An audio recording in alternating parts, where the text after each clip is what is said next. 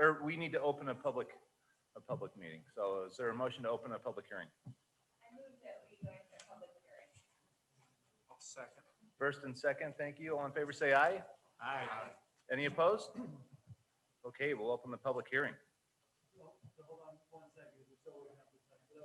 Councilmember Allen made the motion, who's the second? And then, Sure. So currently online, we have Mayor Wilson Edwards of Cedar City, Palmer Vineyard, Morris Valley, Mayor Harvey, and then Mayor Ramsey of South Jordan.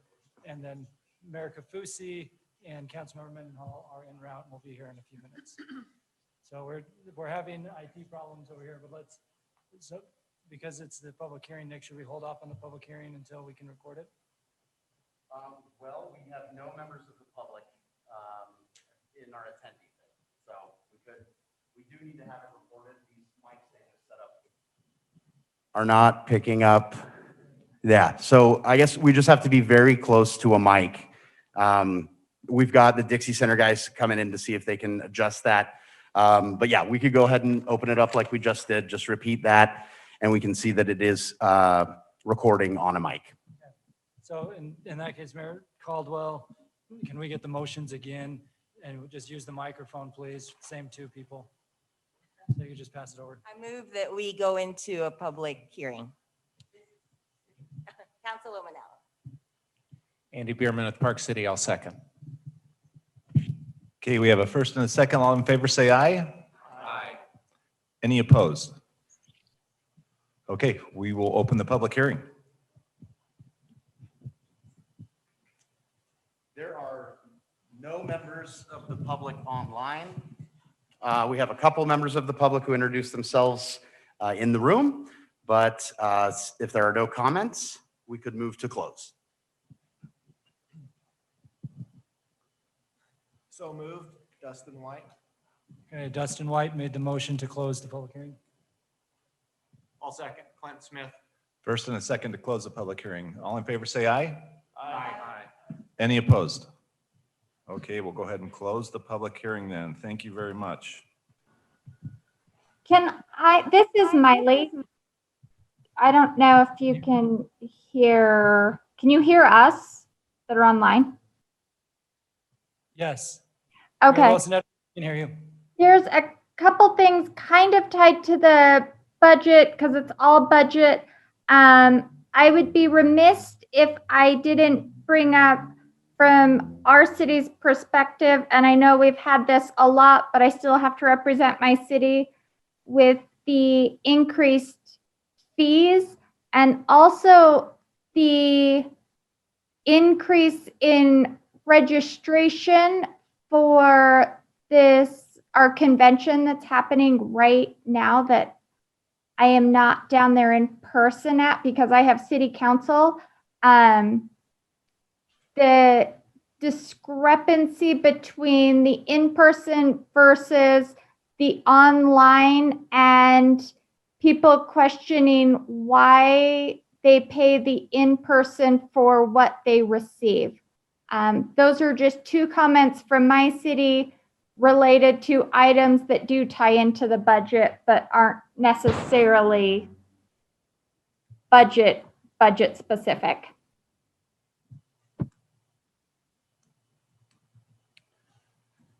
Okay, thank you. Any other comments? Can I ask a follow-up question? Of Please do. Mayor Wilson? So Mayor Wilson, this is Cam so we'll get to the dues issue later in the meeting.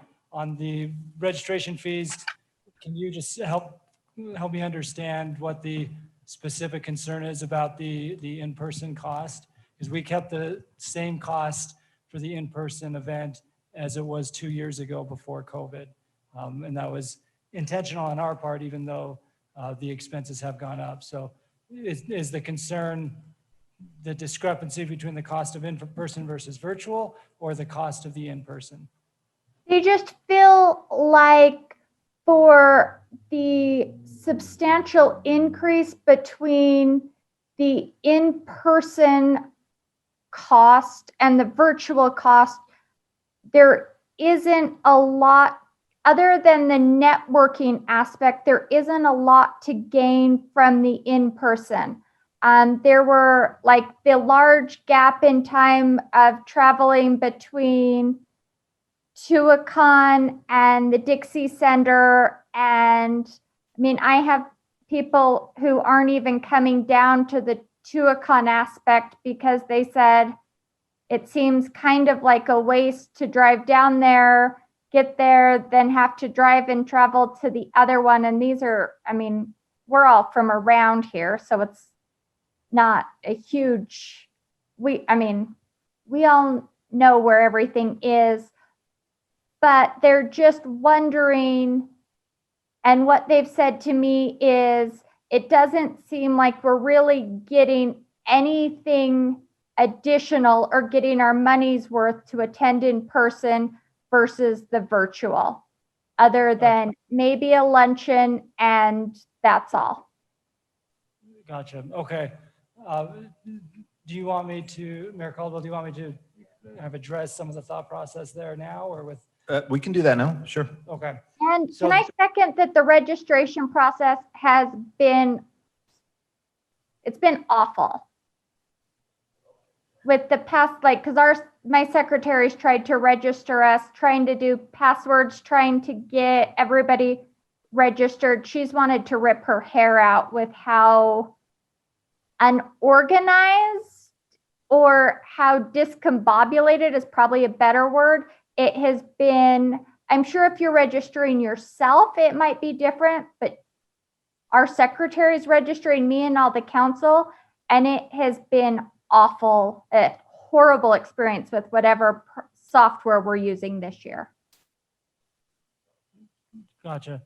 Okay.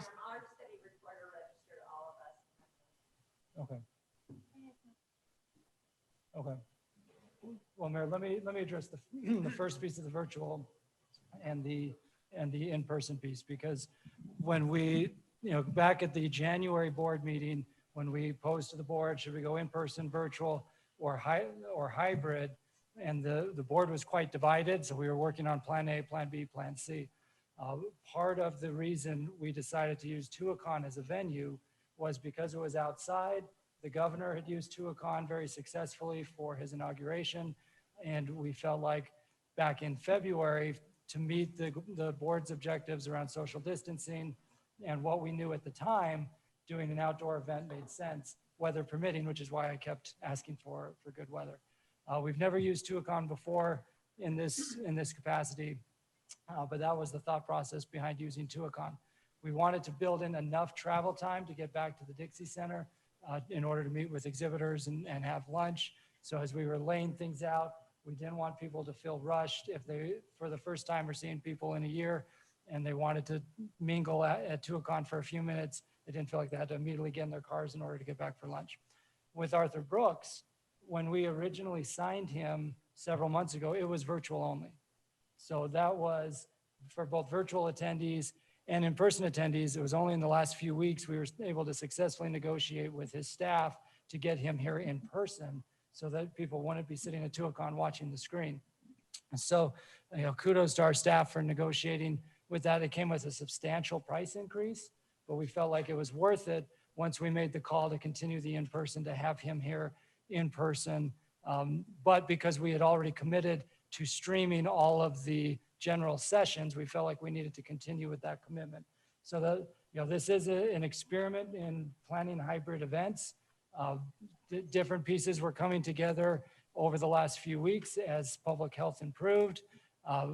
So I think we've learned some lessons. If we were to do hybrid events in the future, it's been an incredible amount of work to do the hybrid event compared to just a normal in-person event. But that was the thought process behind Tuacahn, the thought process behind streaming the general sessions, and what we ultimately negotiated with Arthur Brooks to get him here in person just over the last few weeks. So hopefully, Mayor Wilson, Edwards, that that helps explain the thought process of the in-person, virtual, and kind of what pieces go where. And then we can talk about the registration piece later. We are using new software that we invested in. And to my knowledge, I haven't had very many complaints at all. So it's always good to get feedback, but Any questions, Mayor Wilson Edwards, on the conference piece? No, thank you.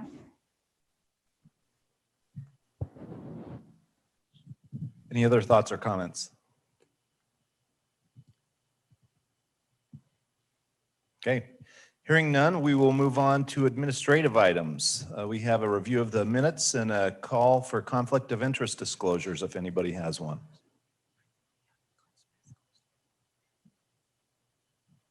Hearing none, would take a motion to approve the minutes.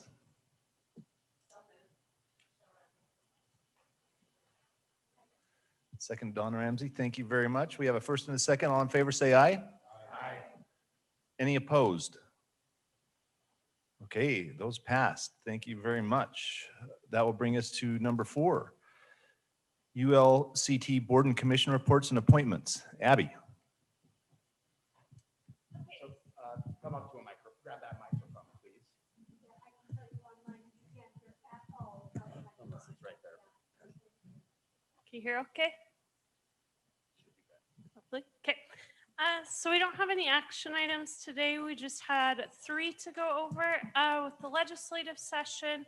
There's 3 new boards that were created that the league needs a spot on. The first one has to do with Senate Bill 988, which is the statewide behavioral health crisis response. For that one, we want to appoint Sean Guzman with St. George.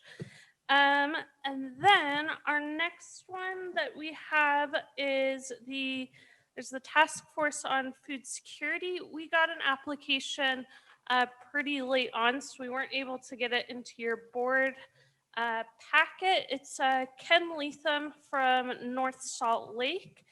And then we had one more, which is the anti-littering campaign.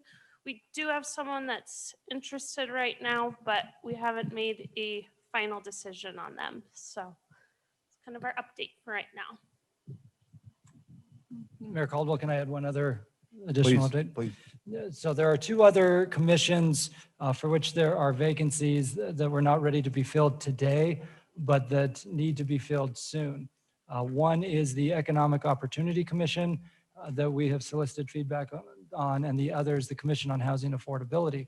On the Economic Opportunity Commission, this was created in legislation this year to bring together state department heads, state economic development professionals, local government leaders, and others to seek alignment on economic development incentives and strategy, and also look at everything from housing affordability to transportation infrastructure, broadband, water, you got it. So this is going to be a very important commission when it gets underway in June.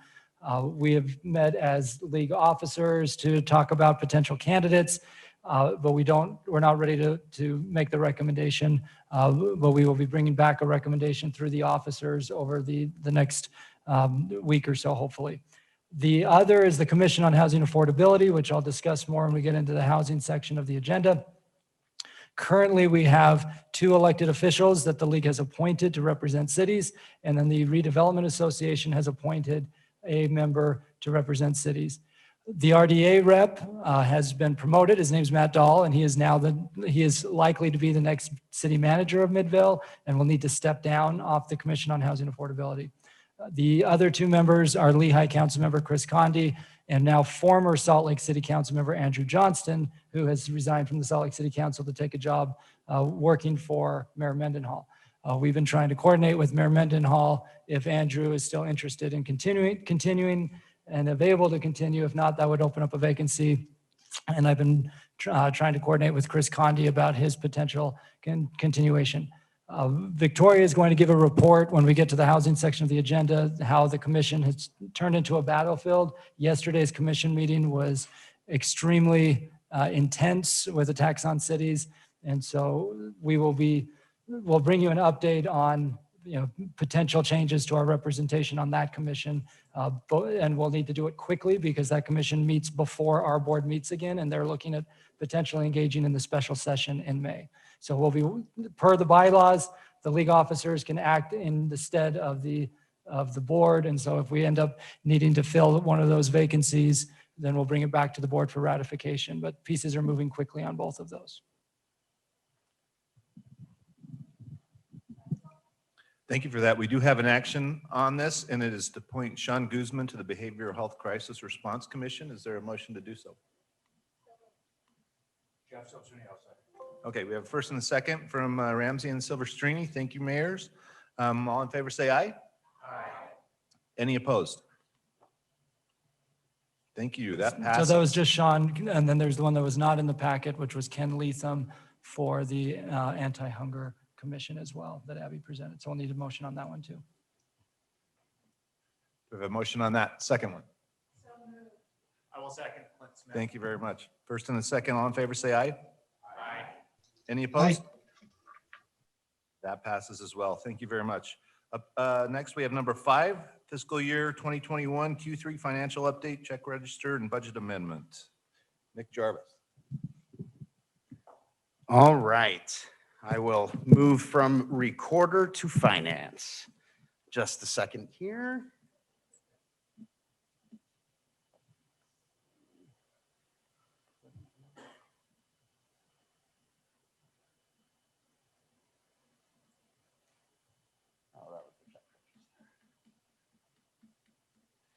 Okay, the Q3 financial report, we have got a lot in here for you. So we have our Q3 report, we have our Q3 check register, and then we also have a budget amendment for the last quarter of the year that we've brought before you. So first, I guess I would start with the check register and wonder if anyone has any questions on specifics there. And if you do, I can try and answer those. And if not, I'll move back up to the Q3 report.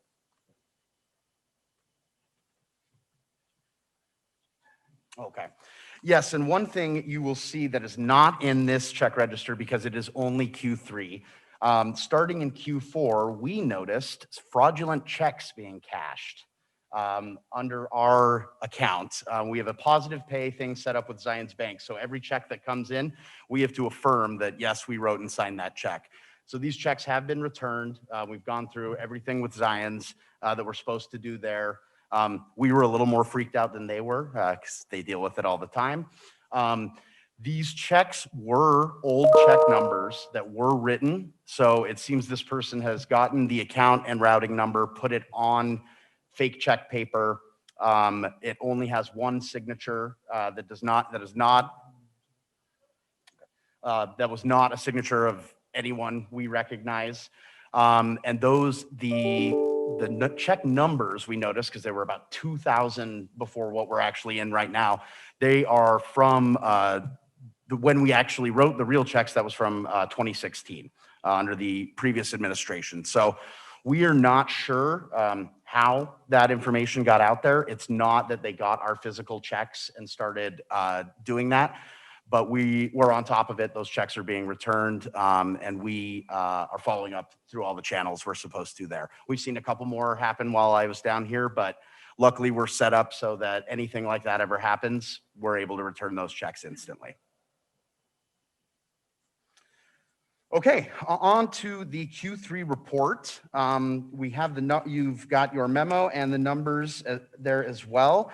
We have collected all the membership dues that we expect to collect this year, except for one town that we are still working on, just trying to get a hold of and sending that back. So we do expect payment from Fielding Town. We do have West Valley, who we know will not be paying this year, but we just have one more to get in on membership dues. Sponsorship and donation, we went over that last time, that we will have quite a big increase this year to what we're used to. That does not affect our bottom line because all of our sponsor revenue from last year was pushed into this year because we did not have events. And if you remember from the audit, we will be tracking sponsorship revenue differently so that half of it goes into one fiscal year, half into the other, because we do have sponsors on a calendar year. So we see that uptick, and we still expect to collect a little more out of there.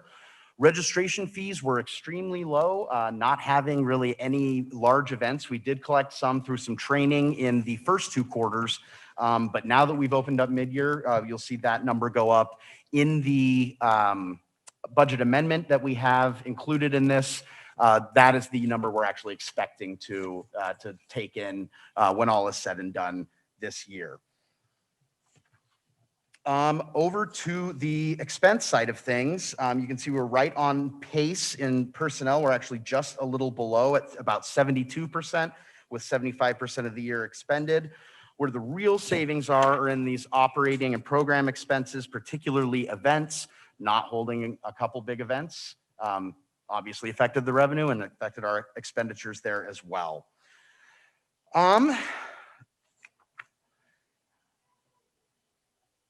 Any other key points on the report itself before I get into the budget amendment?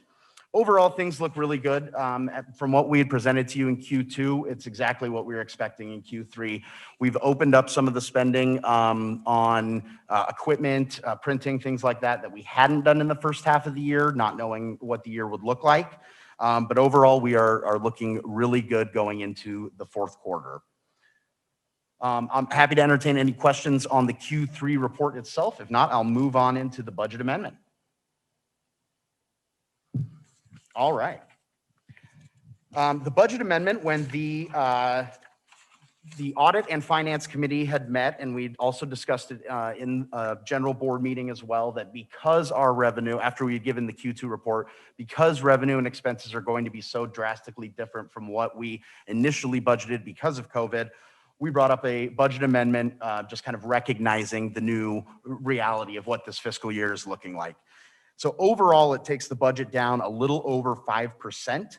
Obviously, the main decrease in revenue there is from our registration fees and exhibitors. We also had the same amount in our PTIF as last year, so we budgeted the same amount in interest. However, the PTIF is the interest rates are not performing as well, so we've made that a little bit lower. You'll see we've also included an increase in personnel, both in staff and in contract labor, and that ties into the legal section that we've talked about, a legal director, the replacement of Dave Church. The reason they are both in both of those categories is so that we have flexibility deciding what that role is going to look like. Is it going to be contracted out? Is it going to be full-time staff? So we've made those adjustments there. Nearly all of the increases you'll see throughout here on particular line items are all paid through the decreases in how much we're spending on events. So a couple that you'll see there, legal expense we talked about, we moved out of contract labor into legal. Equipment, we are going to purchase some better computers that are more set up for Zoom and remote working.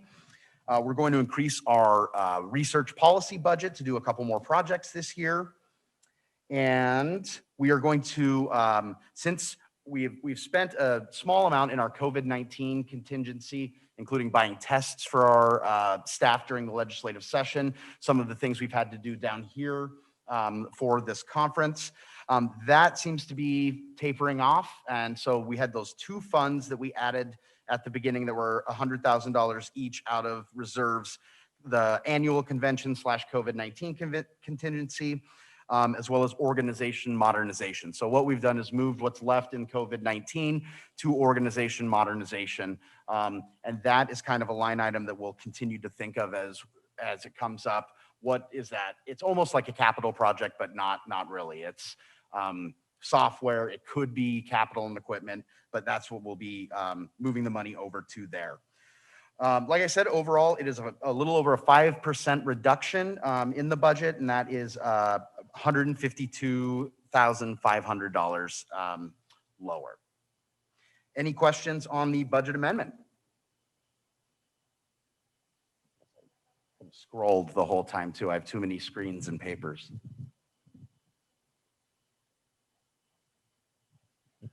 Okay, hearing no questions, we do have an action here, which was to review and approve the fiscal year 2021 Q3 report and check register, and review and approval of the fiscal year 2021 budget amendment. Is anybody willing to give a motion on that?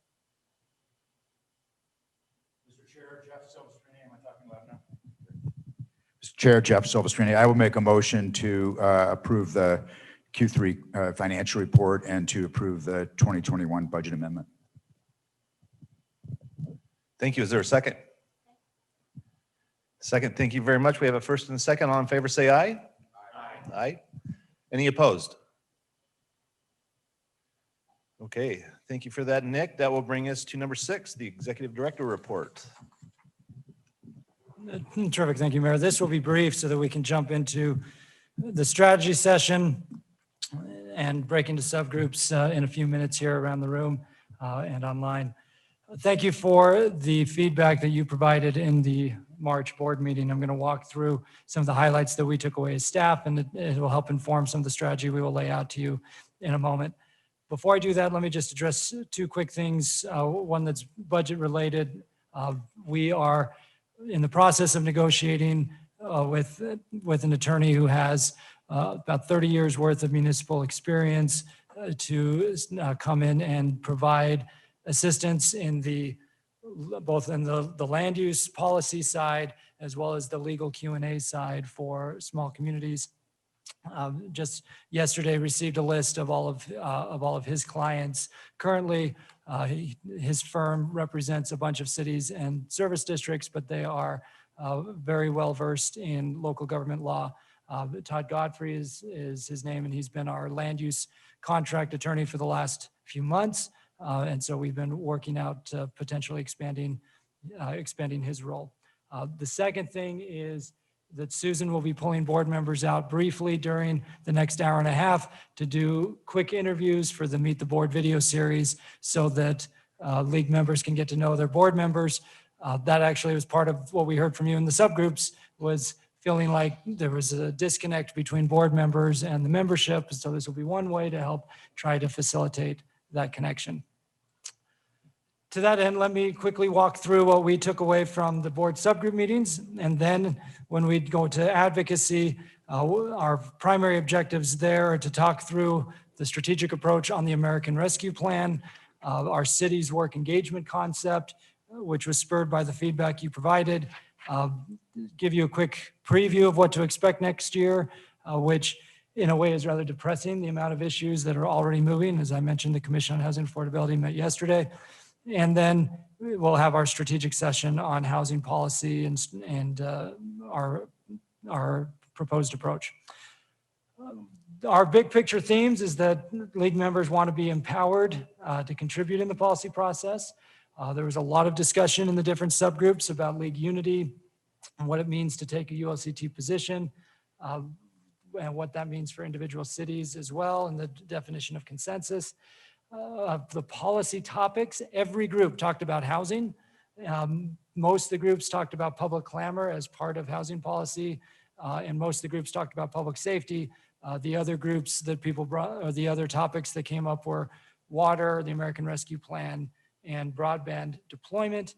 And then there were some general statements of support to expand the bandwidth in order to meet all of the needs that are coming our way. One term that we heard over and over was that we collectively needed to be more proactive and try to get in front of issues. We as staff feel like we do that. Certainly last year on public safety, we felt like we tried to get ahead of the curve, and the result was 20 bills that were consensus bills, many of which came from those discussions last summer that we initiated. But it seemed like most of the focus on the proactive piece was really on housing and population growth. How do we help members understand bills better so that they can engage beyond just the one line the league says this is a bad bill? Another key takeaway was needing to educate legislators about what cities do, which we'll get to in our city's work engagement strategy. There was a lot of discussion in 2 subgroups about the LPC process, when we use the position of neutral, and then what consensus means within the organization. Several people talked about needing an educational packet of what the league does, and you'll actually see that at the conference today. We will be providing that to all attendees, kind of a snapshot of everything that the league did over the last year. For those in the room, Nick's holding that up. Okay, perfect. And then these 2 points came up several times. We need to recruit people with city experience to run for the legislature. And also inform legislators of the totality of the attacks on local control. So it's not just about this bill or that bill, but helping them see the big picture. All told, Mayor Caldwell, we had multiple pages of notes. Those were the general highlights and key takeaways from those subgroup discussions. Those that helped set up this meeting as we talk American Rescue Plan, the city's work engagement concept, what issues are coming, and then really do a deep dive into housing over the next hour plus. Let me pause to see if there are any questions there before I turn it over to my team to start talking about the American Rescue Plan. This podium is very inconvenient. Hello, Mayor Niehaus. Hello, Colleen.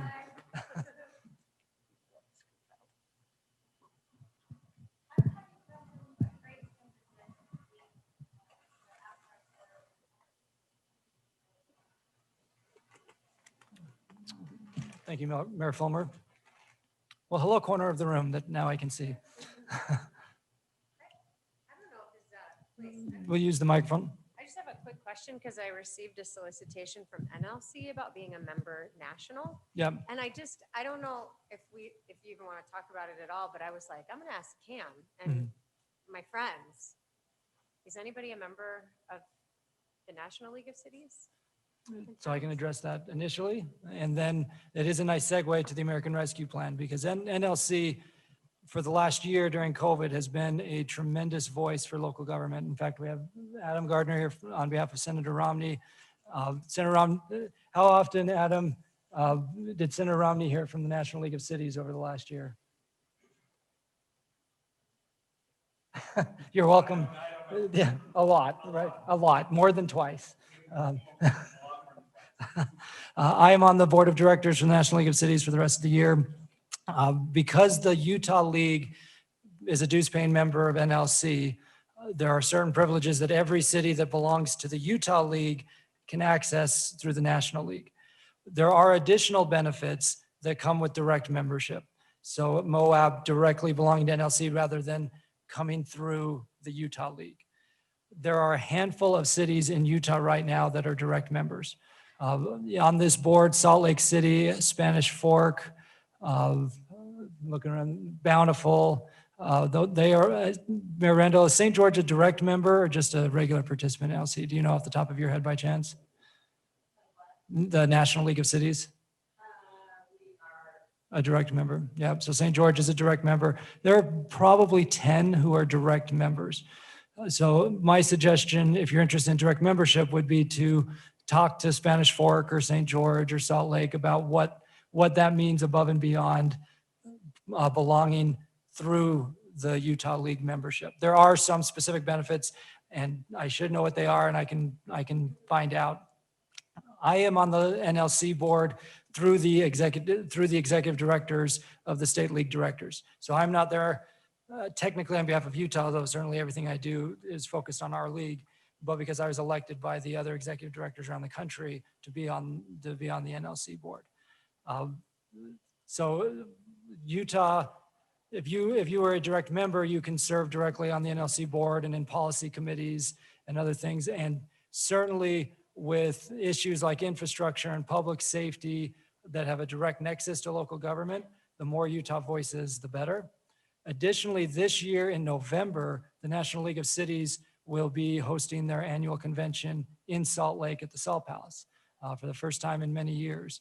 So NLC is doing a concerted membership push in light of what they delivered over the last year of advocacy and because they're coming to Salt Lake. So the Utah League in the past has had a hit and miss relationship. There was a time we were not paying dues and we're not members.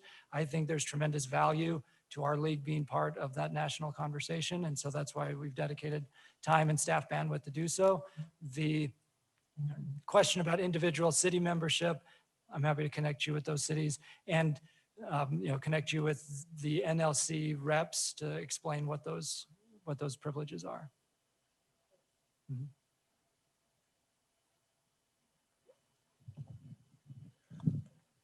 Is that it, Kim? Anything else?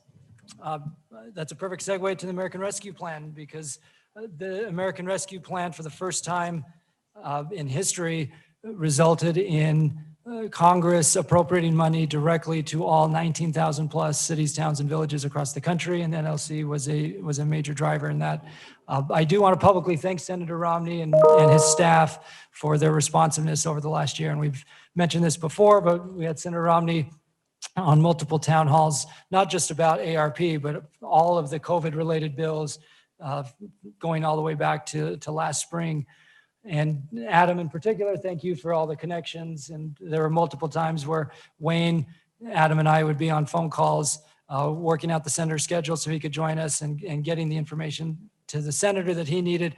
And at many times he was the lone voice speaking up for local government in the halls of Congress and in the United States Senate. So thank you to Senator Romney. And Adam, thank you for your work. And Wayne, I will pass the microphone down to walk through what we know and what we don't know on ARP.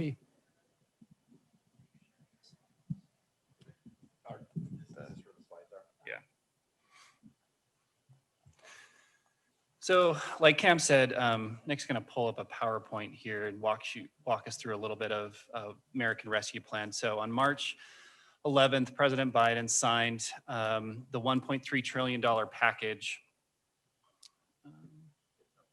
Oh, okay.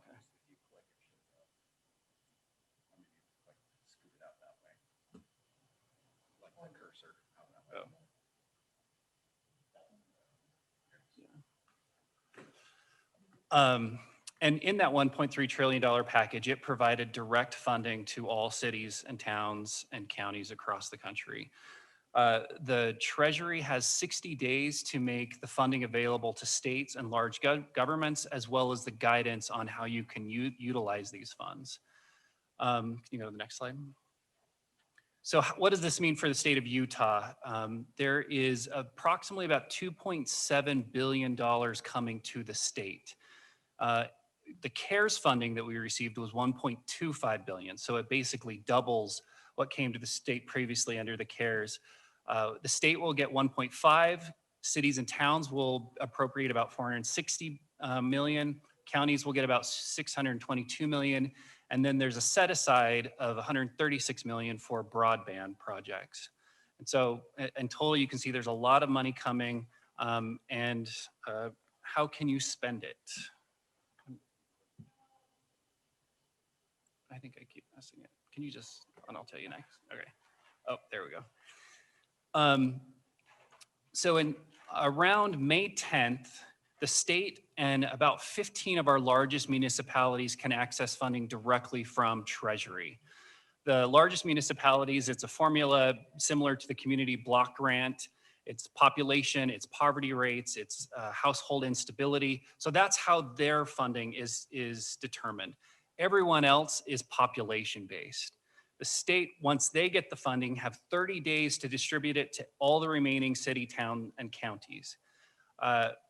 There is a small asterisk on that. They can ask for 2 30-day extensions. So we're hoping, and the state has communicated so far that they plan on meeting the 30-day timeline, which is about June 9th. But they can go as late as August 8th before they provide that funding to everyone else. And also the funding will come in 2 tranches. The first tranche, like I said, was in those timeframes, and then the second tranche can be accessed a year later. And you have until December 31st of 2024 to spend your ARP funds. What we know so far on how you can spend it is you can do economic revitalization, you can do household assistance, small business assistance, similar expenses that you had under the CARES funding, but they've also added some essential worker hazard pay, revenue replacement. So you can look at your budget pre-COVID, and if you lost revenues, and we're waiting on clarity to make sure that that's tax revenue or even fee revenue, you can replace those lost dollars with ARP. You can also invest it in water, sewer, and broadband infrastructure.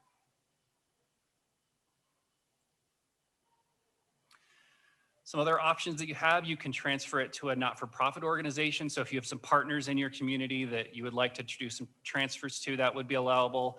You can transfer it to a public benefit transportation corporation and a special unit of state or local government. What you cannot do is it cannot go towards pensions. And the state is prohibited from using these funds for a tax break. And then there is a requirement that as local governments, you provide regular reporting on how you are utilizing these funds over the next couple of years. Does the transportation include transit?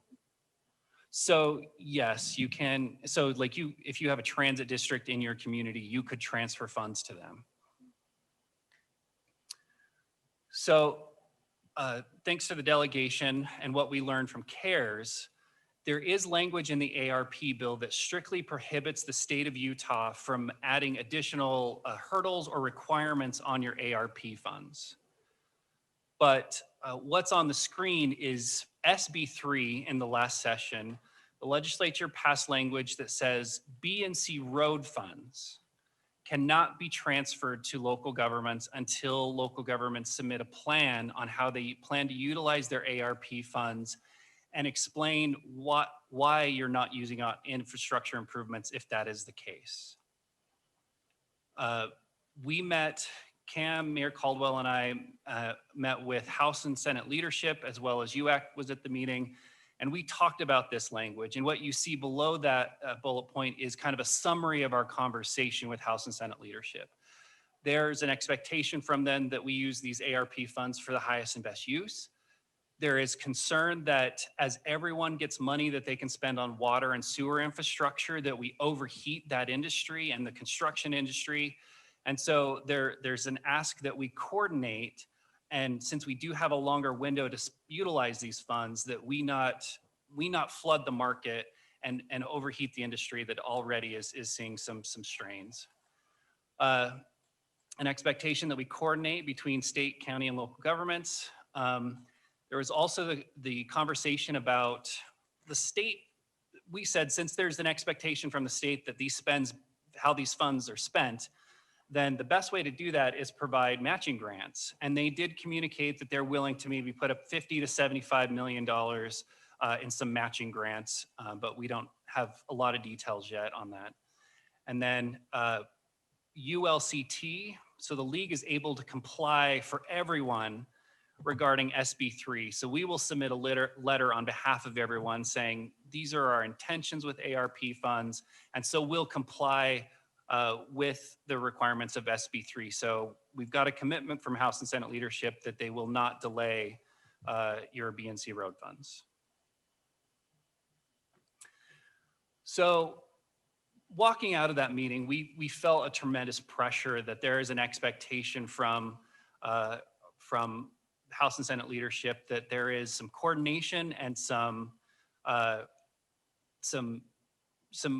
training on behalf of the league for our cities and towns on how to utilize these dollars. And so what we're proposing and would like your feedback on is asking for a small sliver of the ARP funds that you receive. And in return, we would provide technical assistance. So tracking your ARP spending, trainings on how to utilize it, work on coordination between the state, county, and other federal partners. So that would be one component. And the second component would be, we would collect data on how you utilize those funds. And then we would basically be in a better position to defend the actions taken by local governments on how you use those funds. So what I pulled here are some headlines that we saw from the CARES Act. And as we know that there were some headlines that, that kind of pinpointed on some mistakes that they thought that were made with CARES funding. What we're suggesting here is let's proactively try and avoid that through training and again, through data collection.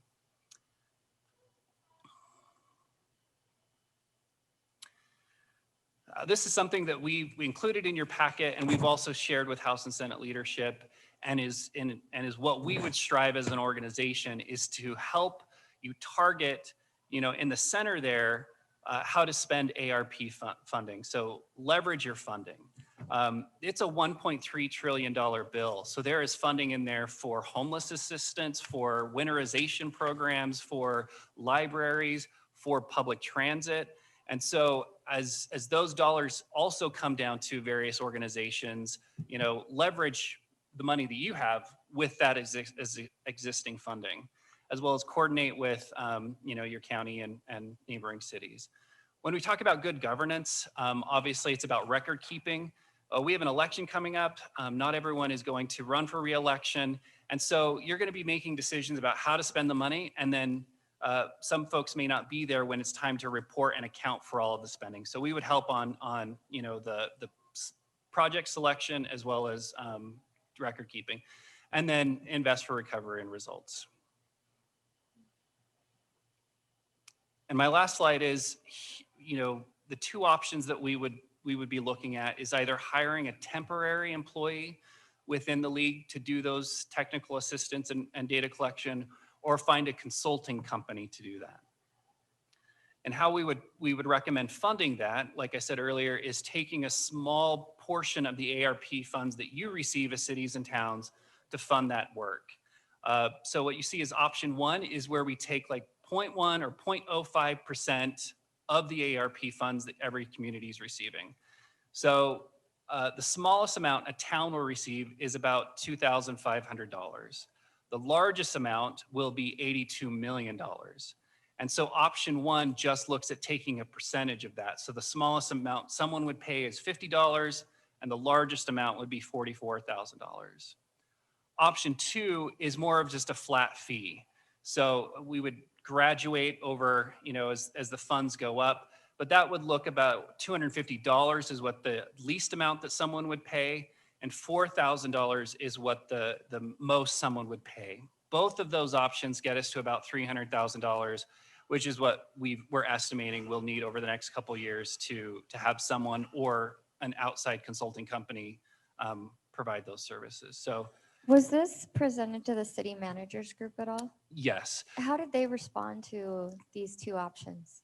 Yeah, so we actually, before we presented at the city managers and before we put this together, we've actually talked to a small group of city managers. And so Gary Hill, who is the UCMA representative, who he couldn't be here today at the board meeting, he's very supportive of this. And some of the other city managers that we've talked to did express concerns early on, but we had follow-up communication saying, we actually get it, because we feel like our city is capable of, spending the money, tracking it, and using it accordingly, and defending our actions. But we realize that maybe the mistakes of others could have impacts on us. So Did they prefer 1/2 or 2/1?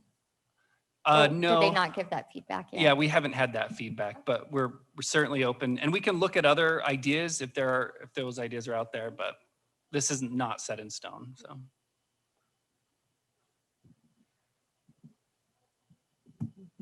Essentially, Mayor Caldwell and others were looking for feedback.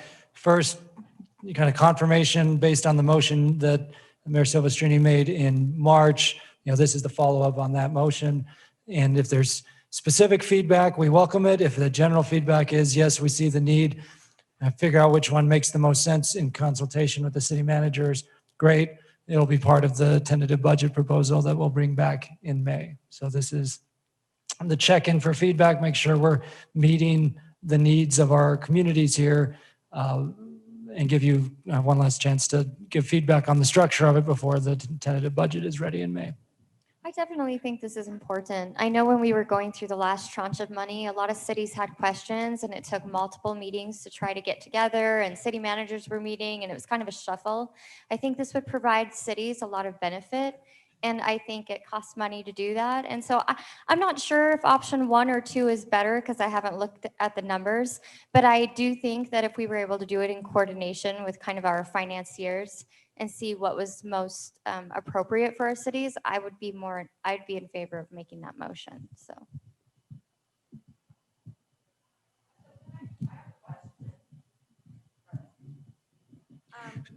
Go ahead, Joel. So I'm just curious, is this after the fact then? So say, for instance, you get the data, it's just so that you can track it, or are we trying to circumvent some situations like what was highlighted and, before cities actually use the funding inappropriately?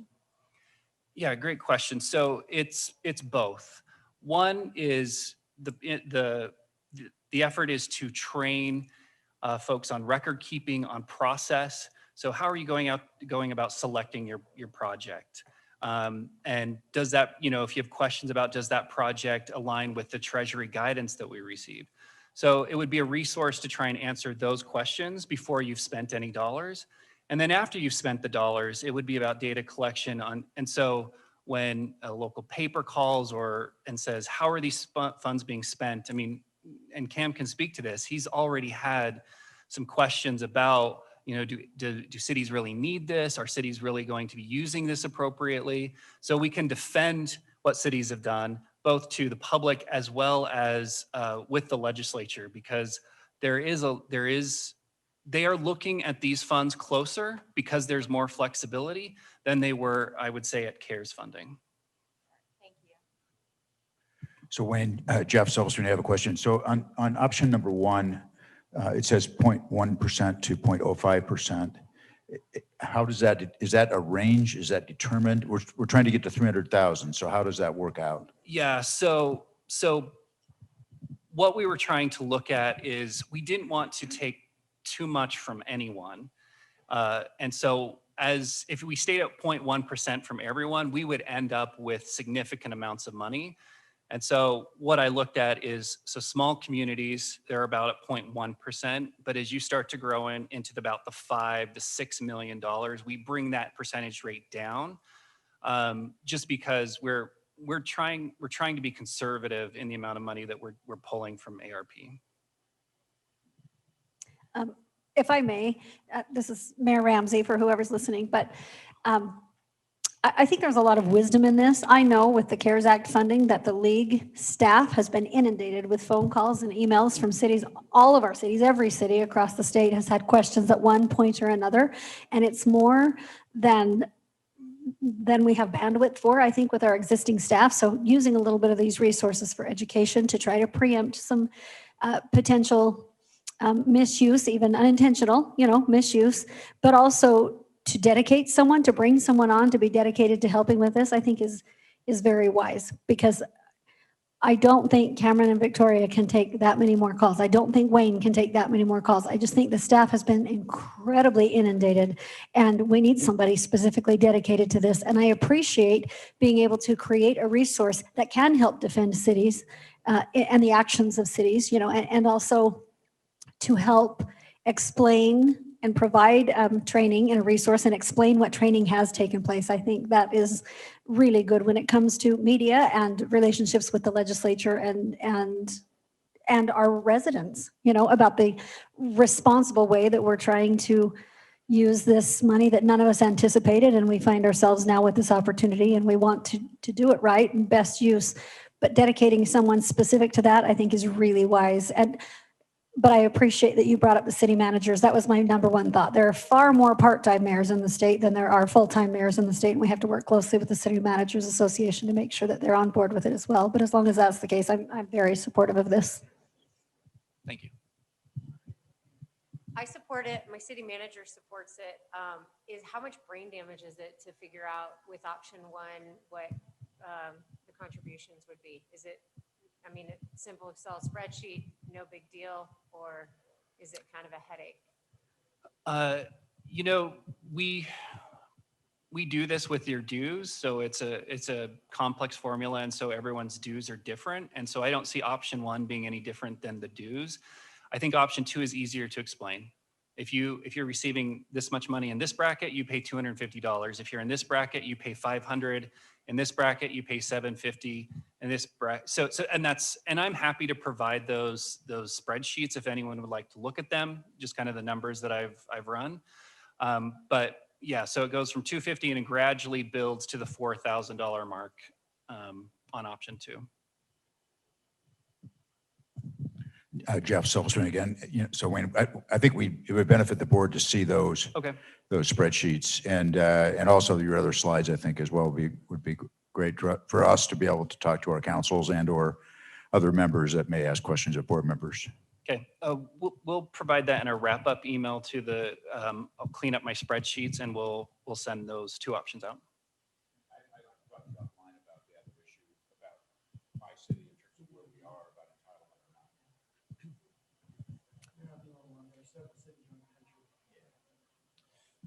Question over here, Clint Smith with Harriman City. Have you done much legwork? I support the concept in terms of, getting somebody to do that. When it comes to the person that's actually going to do it versus a employee versus a consultant, how far into that have you dug in, to see really what the preference is of the league, of an employee versus, a contractor, and pros and cons of that? Yeah, so I've done some preliminary, so I've reached out to some Utah-based consulting group saying, this is the frame in which we think we're needing the expertise. So the training, the record keeping, and the data collection. So I've also done some look at, I think we might need to purchase a grant management kind of program or a portal in which cities could access. I've looked at those things just at a high level, but I don't have any specifics, but can work on that before we set the budget in May.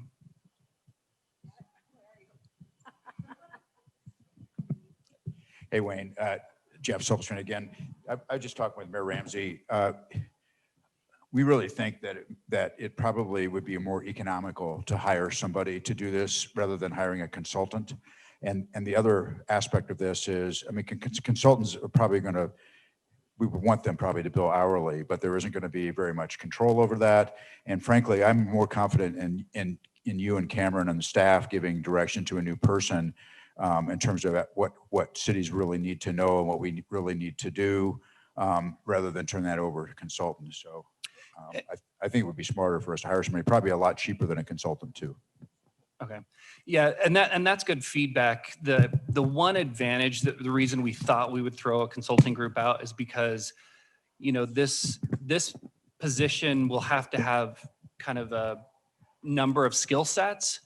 And so, the challenge is trying to find that skill set in one person versus a consulting group that maybe has a handful of folks on staff that would do that, but that's good feedback. So I will mention that, other states are doing this and they're hiring in-house. Vermont's hiring 2, Alaska's hiring someone, Massachusetts, Minnesota's hiring someone in-house. So it looks like the preference is the leagues are hiring in-house staff to do ARP. Andy Bierman, I want to say I support the concept on this. I do have a question in terms of, will this be a levy against the dues or added to the dues, or how would we collect? So thank you. And this is a major point of emphasis. So this would also be voluntary. So it'd be independent of the dues. What we're trying to say is, dues pay for the ongoing operations of the league and our legislative advocacy and everything else. This would be essentially a separate levy that cities could pay either from ARP or from your general fund in exchange for ARP dollars for this specific service. So it'd be like a management fee for service type concept. That way it's not commingled with those ongoing expenses for the city or ongoing revenues for us as we're doing our base budget. Hey, Cam, can I get some clarity on that? So are you saying people would opt into the program for you guys to help and that's how the payment would come across? Or with the fees, would we vote for the fees to go towards this? And my question really bases around, what if there's not enough cities that opt in to get to that employee status of the 300,000? And I think they will opt in, but what if they didn't? I just want to understand it better. Sure. So and the 300,000 is over 2 years. So it'd be 150, 150. Okay. Because right now there's one tranche and then there may be a second tranche, but you never know what Congress could potentially do at the second tranche. There is no way for the league board or league staff to mandate the dues or mandate ARP. Everything is voluntary. So at that point, how do we recoup it? There is the it? possibility Okay. that, let's say, a good chunk of cities say, we're not interested in that ARP thing, we can handle it on our own. Well, we'll do the best we can with the resources that are provided. And I mean, that gets back to trying to balance all the different needs we have. So if we know we've got a pot of money that's $30,000 to help on ARP, we'll do the best we can with that ARP money. Cam, to build on that, I mean, knowing you and your staff, if a city or town comes to you and asks for help on this, whether they've paid in or not, you're going to feel compelled to help them. And if the board feels that this is an important service that our members need, I question making it an optional payment. It seems like it's going to potentially put us in an awkward stance. And I wonder what it would look like if we just increased dues to account for this. Would that be another 2% or something on the dues increase? So it's actually much smaller than that. But the trick there is then you're commingling ongoing versus one-time money. And so Park City would have your ongoing dues. And then if you were to insert an equivalent of the ARP piece into the dues, does that mean 2 years from now we reduce dues accordingly? Or do we try to keep them separate? And from a budgeting perspective, our approach was to keep them separate. But that's why we wanted to have this conversation while we were finishing the budget to bring back in May. I almost feel like it would be wise to find a different alternative than opting in. I mean, unless you've kind of surveyed cities and you feel that there's going to be like an opt-in number that comes in that we feel really strongly about. Because otherwise, maybe there is a different mechanism that we can use to make sure this is covered, because it will take staff time and it will be a lot of work. And it was a lot of work this last year. And I really think that it's important to provide this. So maybe we survey them and get like a grasp on how our members feel about it, and if they'll opt in, and if they won't, what kind of mechanism can we produce to provide this funding? Yeah, we can work on it. One thing I want to emphasize though is everything we do is opt-in. Right. So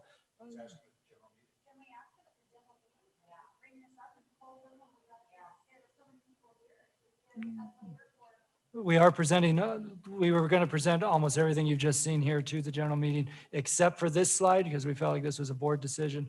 If you want to have us figure out a way to ask in a meaningful way during the general session, we can do that. Even if it's how many of you would use this service. Yeah. And then that would allow for the critical mass to know that we'd have that service. I think mean, that's another option would just be to say that we're looking at doing a one-time 2-year increase to dues to cover the needed help.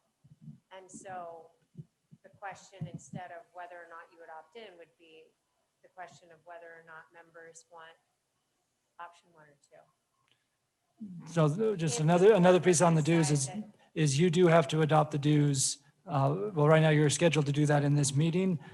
So we would have to redo the numbers and essentially have another board meeting to adopt the dues. So whether that was Friday or via Zoom next week, because people are doing their budgets and we're trying to get the dues out that people anticipate. So if you were to include ARP in the dues, you would not be able to approve the dues today. We'd have to come back and do that in another meeting.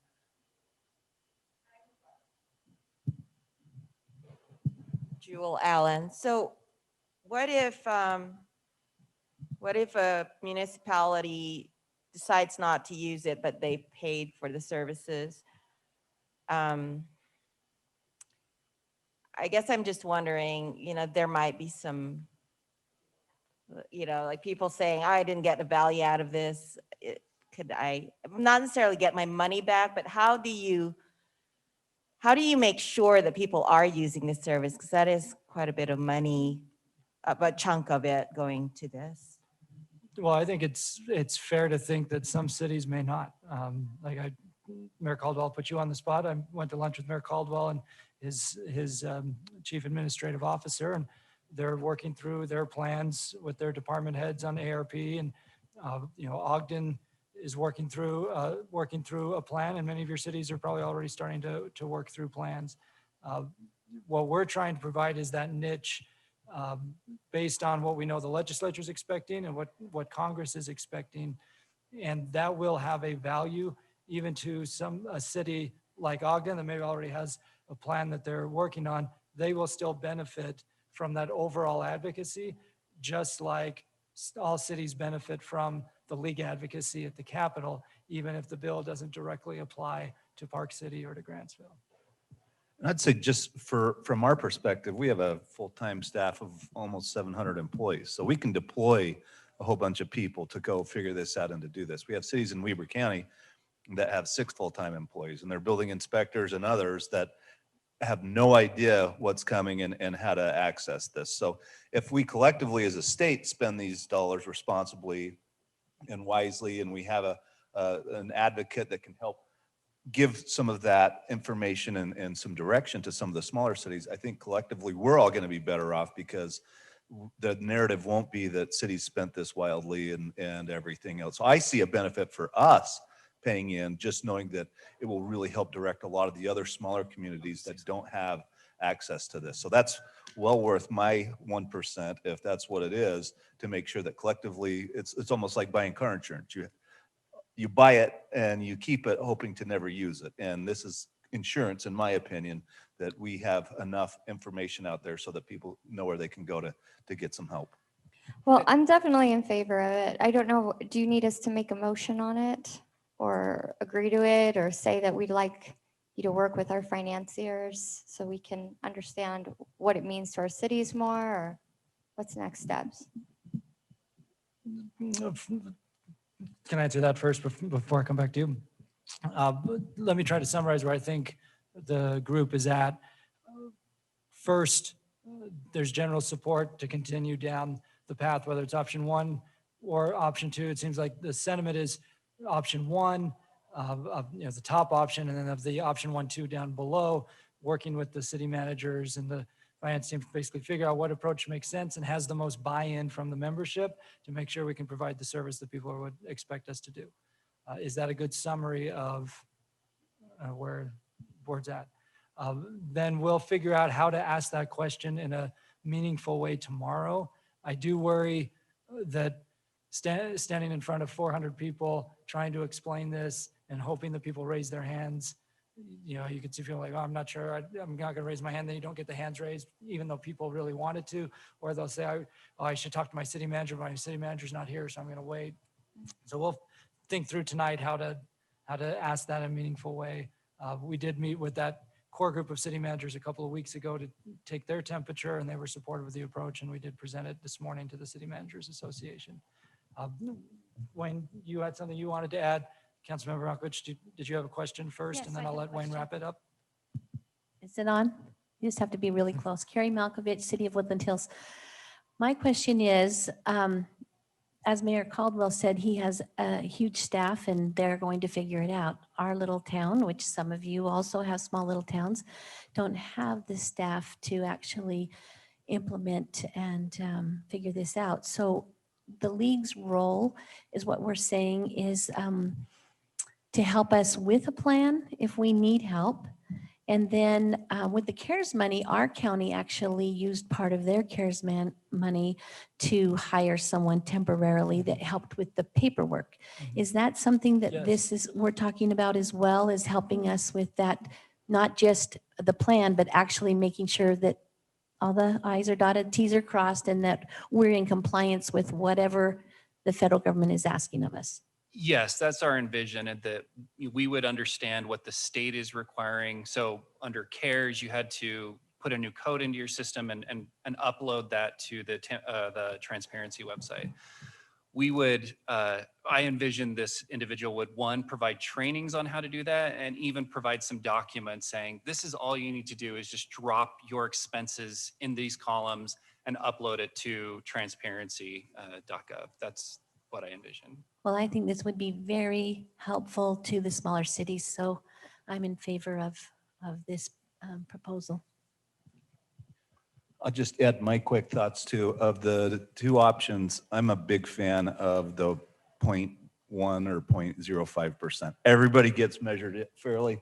Everybody gets measured equally. Nobody's supporting anybody else through that. I think that's the fairest and most transparent way to do that. So I'll just put that opinion of mine out there.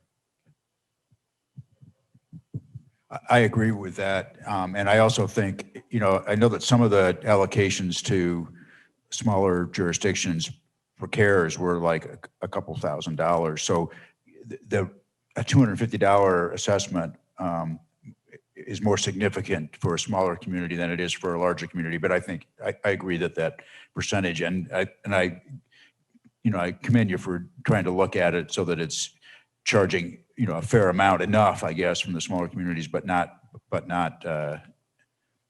making it be completely subsidized by the larger ones. I think that's a good idea.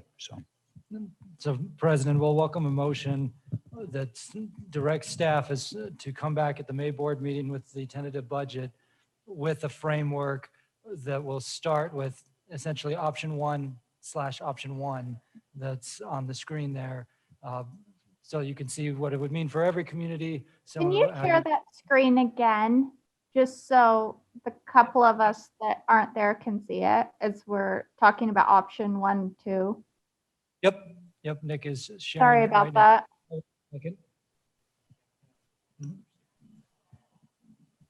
So I just want to clarify one thing. The numbers I've been working off of were provided by the Congressional Budget Office to Congress, but Treasury gets to make the final decision based on the updated census numbers. And so what I will send you in the spreadsheet is again based off CBO's numbers, but when we get the numbers in May from Treasury, I will try and provide an updated version, and that will reflect more clearly what everyone will ultimately pay. Ask a question, Joel Allen. Could municipalities use their care or our ARP money for this, or does it have to be a separate budget line item? Yeah, go ahead. Sorry, in an earlier slide, you can transfer funds to a local government or a not-for-profit, a special unit of government, and we, as the league, qualify under that. So you could just transfer that to us.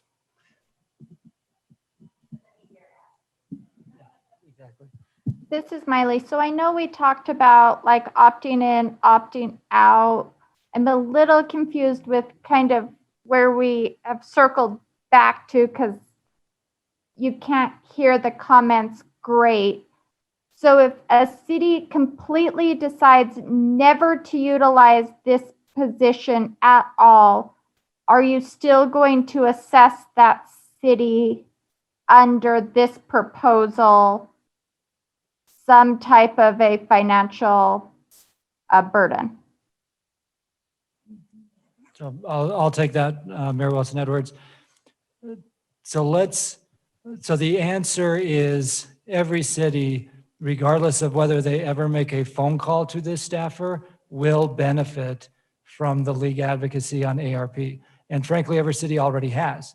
When Mayor Caldwell, as league president, Wayne and I met with House and Senate leadership, we spent an hour working through ARP coordination, and we went in there with the express intent to make sure that B and C funds would flow so that every city would get those B and C funds that currently right now are being withheld to facilitate this conversation.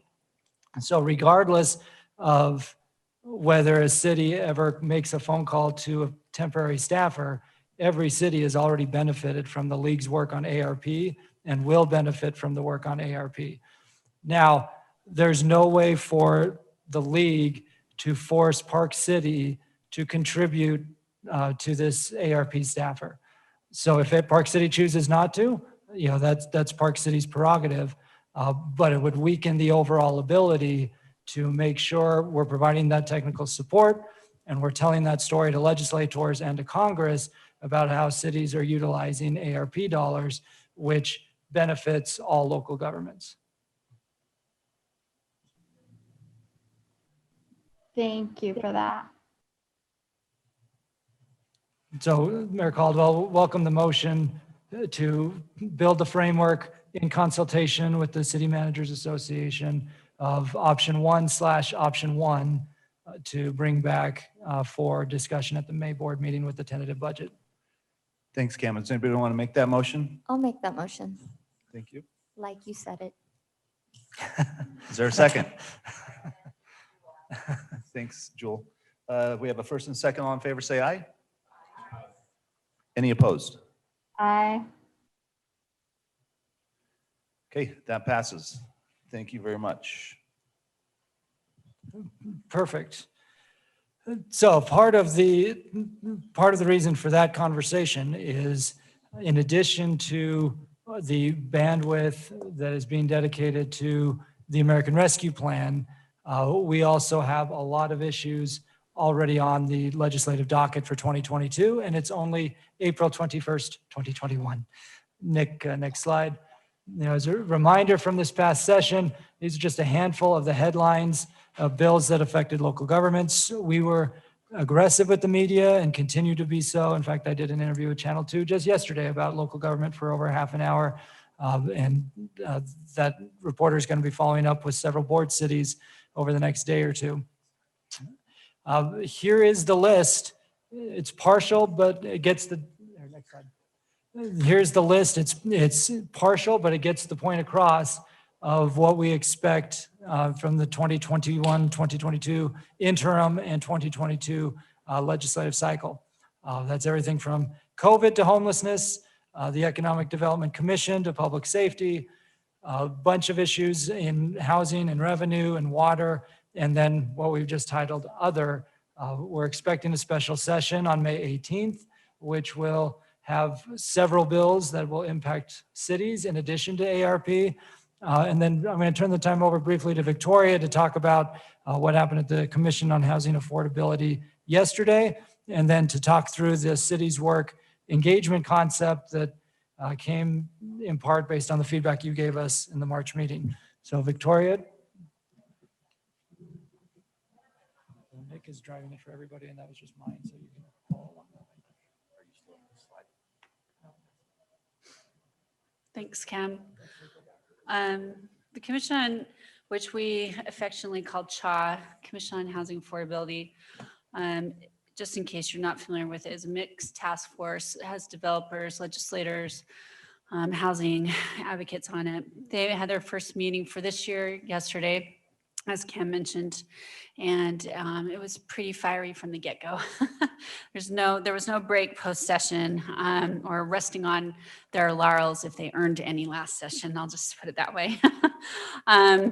So just so you know, they talked about the state ARP funds, and there was some motivation to try and get those state ARP funds into low-income housing. And they are trying to meet before the special session in May to potentially advocate to get some of those funds to low-income housing. On the rest of the housing front, there was appreciation for the league's work with commission members during session, but they continue the theme of expressing that they feel that the housing crunch is due mostly to cities. And there was questions about continuing concerns about NIMBYism and requests for more data on the efficacy of TODs, TRZs, and we internally as staff, Wayne being our policy director, are looking at what kind of information and research we need to do this year to answer better questions and get better data on housing, and that may include, some of these efforts like TODs or TRZs. Senator Andrick, who's the co-chair with Representative Waldrop of the commission, he acknowledged that cities have a lot of structural, primarily fiscal pressures on them, and said he has been talking to a select handful of legislators about some potential brainstorming around that. He specifically mentioned BNC road funds and sales tax, but said he was looking at everything, and said he wanted to find some, some potential solutions to these structural issues, but wanted to tie those solutions to cities addressing zoning. It's not clear if he's talking about a carrot or a stick in this context. So we'll find out as the meetings go on. And Chris Gamboulis, who's with Ivory Homes and represents the developers on the commission, he mentioned regional land use planning. He would like to see some more discussion on that. Hey, Victoria, this is Jeff. Can I interrupt you? Please do. Mayor Ramsey and I are just, Mayor Ramsey actually wondered it, but I want to wonder it too. Like, why don't they talk to cities? Why don't we get in that? We need to get in that room. Absolutely. We need to get in that room because they're having that kind of a conversation without involving us so that we can talk to them about the things that we actually are doing or the things that we, have to contend with or navigate, I guess is the right word. It would be, we could get we could make a lot better policy if we got on the same page about those things. We got to get in that room. Especially when you have Ivory Homes as a representative speaking for regional planning. You would think that there would be a larger voice on that other side. And with how different each city is, and it's remarkable.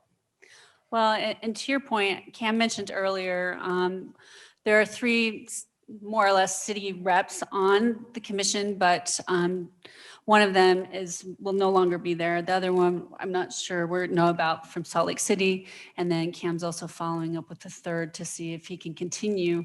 And we were missing our city people at that meeting. Carson actually did a great job because I was listening via phone, but he did a great job of commenting in there that this is a much bigger picture, but you're absolutely right. Absolutely. Yeah. Go ahead. So earlier in the agenda, when I was talking about boards and commissions, and I mentioned Commission on Housing Affordability, the three city reps currently are Matt Dahl, who is there on behalf of the Redevelopment Association and is the Midvale RDA director. He's been a phenomenal asset on that commission. He is stepping down because he will likely become the new city manager of Midvale and doesn't have the bandwidth to continue. The two elected officials are Lehigh Councilmember Chris Condi and now former Salt Lake City Councilmember Andrew Johnston. Both of them have taken new day jobs recently that have made it difficult to engage at the level that they've engaged at previously. So yes, and then they scheduled yesterday's meeting at a time when our staff was traveling here or we were engaged at UCMA. So, and the chairs knew that. I talked to the chairs, called them, let them know that we're in this state of transition. We'll be following up with them next week. I would just like to super duper strongly suggest that we have a rural city representative. So again, we only have we have two reps on the commission. I just and- mean for the open position Mhm. that we're talking about, that we strongly consider somebody from rural. So one idea that we were going to present in our strategic session, and Mayor Caldwell, I know you love ending meetings on time, but I hope that people, since we started late, would be willing to stay an extra 10, 15 minutes. But one idea that we were going to present was having, regardless of who our reps are on the commission itself, having a steering committee of city reps who can provide feedback and input to whoever those reps are on the commission. That way, regardless of who's speaking in the meeting, there's that broader communication so that they can represent those broader voices. It's a great idea. I just want to, so Mayor Niehaus of Moab. So you were cut off, Victoria, in your reporting about who spoke and what was discussed. And I'm curious if Michelle Weaver, who I think is the rural voice on the commission, what was proposed by her? Or what came out of any discussions on, spending funds in rural at all, if any? Carson, help me if I forget, but Michelle mostly reported on the legislation that was passed, SB 64 during session and those pre-development grant programs. I don't specifically remember Michelle commenting on this other part, but I might just not be remembering correctly. Carson Ehlers, league staff. She mostly spoke about the efforts towards forming a committee to figure out how to start the application process for the SB 164 funding. I don't believe she spoke to some of the other zoning issues, but yeah, it was kind of towards the end of the meeting at that point when the conversation started. I mean, that pretty much wraps it up. The last one I was going to mention, which is Grant Whitaker, who is retiring. He brought up that the commission should also be thinking about income disparity and how wages are potentially driving some of the problems in housing. That has not been something that Cha has really discussed much. And there was kind of crickets after his comment, I would say, Carson. But he encouraged them to think about that, even though he's leaving. Sorry, Mayor Niehaus again. So there was actually a report that was produced by David Fields with DWS about housing and really identified wages as one of the largest, one of the biggest reasons for us being in a housing crisis in the state of Utah. And so I wonder if it would be helpful to distribute that report among us cities and also try to shift the narrative that it's city's fault and that we start to reframe the conversation around, the conversation of culture as opposed to cities and wages as opposed to cities. And that there's strong data coming, from the state that suggests that. Yeah, and To help us tell our story. Yeah, and DWS are represented in those meetings. But you're right, we should maybe see if we can help distribute that information better. And it's possible that income and some of these other non-land use housing issues might be, we might see those in the Economic Development Commission that the governor's created, because housing affordability was one of the things that they were directed to look at in statute. So they're going to be a potential another venue looking at this issue. I have a question. You mentioned the efficacy of TODs and TRZs. Why was that being questioned exactly? It was it that they didn't know enough about it? And so you were saying, what kind of information do we need to pull in for them to understand more about it, because the current information they're getting isn't providing that? Yeah, Representative Briscoe he said, I feel like I'm making decisions in a vacuum and I would just like more information on that. Okay. And so UTA spoke to that. I mean, they mentioned that they haven't necessarily been, I think the HRCs haven't necessarily been used widely, but he was more looking for information. And then you said the conversation with tying infrastructure funding to it was minimal and you weren't sure if it's a carrot or stick. That's what you were referring to? Yeah, Senator Andrig seems to be looking at where revenue comes to cities, and I'm not totally sure what road he's headed down As on far that as the one. first comment for the steering committee that you start, mine would be, when there is no infrastructure, houses cannot go in. First comment, when the steering committee comes together. I just want to make a quick comment, Michelle Randall, St. George.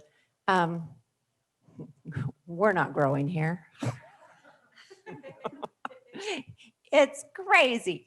But it angers me so much when the legislators say that, it's the city's fault for affordable housing. And we've built more apartments since I've been on the city council than I think we ever have.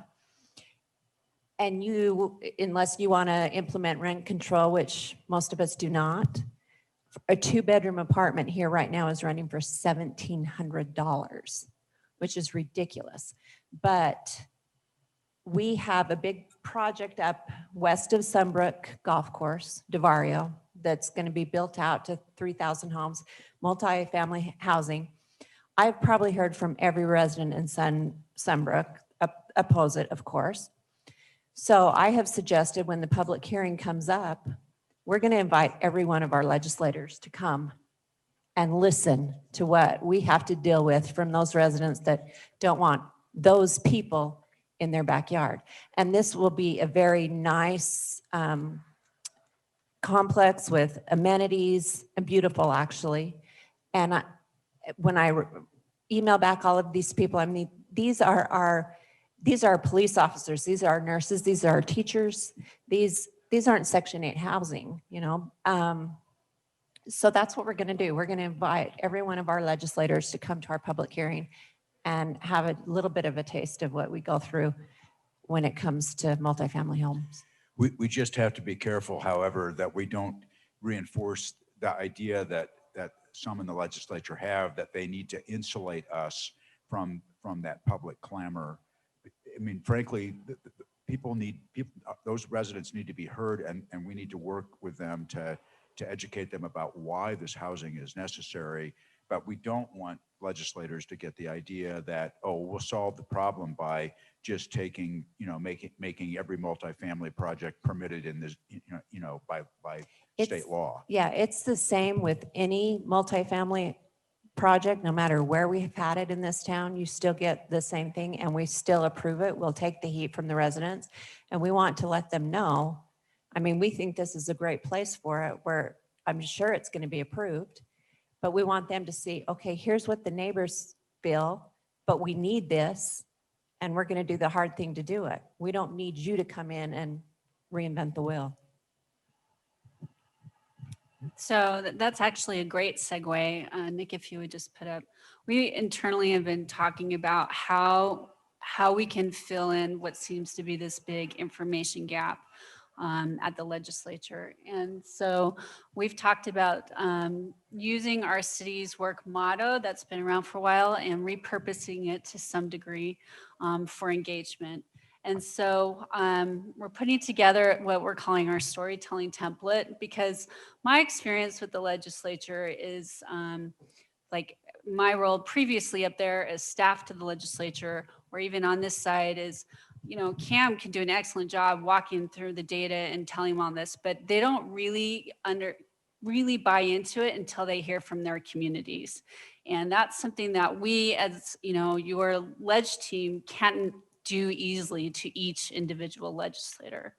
And once the anecdote becomes, you know, more filled in with the facts and reality, and they're hearing it from their local leaders, it tends to solidify in their brains better. But we know that all of you also are very, very busy, and your staffs are really stretched thin. So we're putting together this template that hopefully will help it make easier for you to talk to your legislators about these issues. And what it is mostly just some concepts and examples of ways to start these conversations. And then ideas like inviting them to city council meetings.